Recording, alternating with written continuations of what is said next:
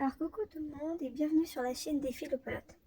Alors dans la vidéo d'aujourd'hui, nous verrons comment faire des chaussons chaussettes pour les nouveau-nés de 0 à 3 mois.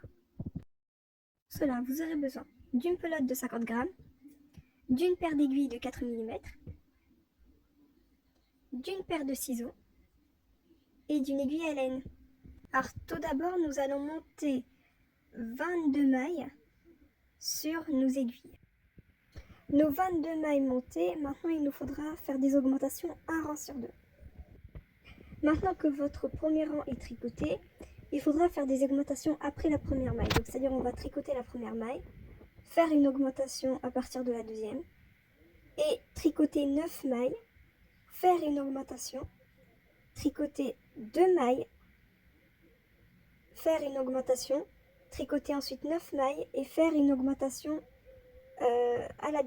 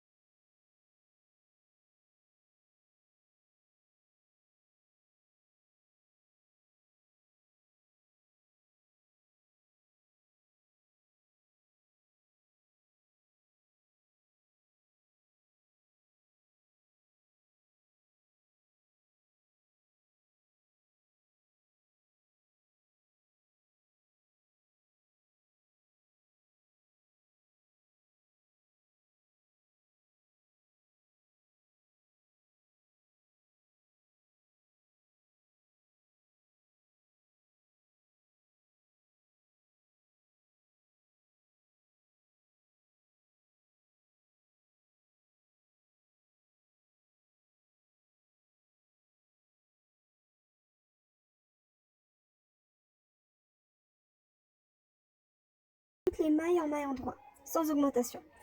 Ensuite, nous reprendrons les augmentations et il nous manquera plus qu'un dernier rang sans augmentation. En tout, ça fera 2 rangs d'augmentation et 2 rangs sans augmentation. Alors voici le résultat après les 4 rangs. Maintenant, nous allons tricoter 2 rangs supplémentaires sans augmentation. Alors voici nos 6 rangs. Dorénavant, il nous faudra tricoter les 20 premières mailles. Alors, voici le résultat. Nous sommes censés avoir 20 mailles sur une aiguille et 14 mailles sur l'autre. Maintenant, nous n'allons nous concentrer que sur les 6 mailles du milieu. Alors, voici le résultat. Ici, par exemple, j'ai tricoté 5 mailles. Maintenant, il ne me restera plus que la 6e maille et la 7e maille à tricoter ensemble, jusqu'à obtenir 24 mailles en tout. Alors, votre travail terminé, il nous faudra maintenant tricoter toutes les mailles en droit, sans augmentation, sans diminution. Alors, voici le résultat final. Maintenant, nous allons tricoter les mailles en quinconce en faisant une maille en droit, une maille envers, une maille en droit, une maille envers. Voici ce que cela donne. Maintenant, nous allons rabattre les mailles pour à la fin couper le fil et faire les coutures.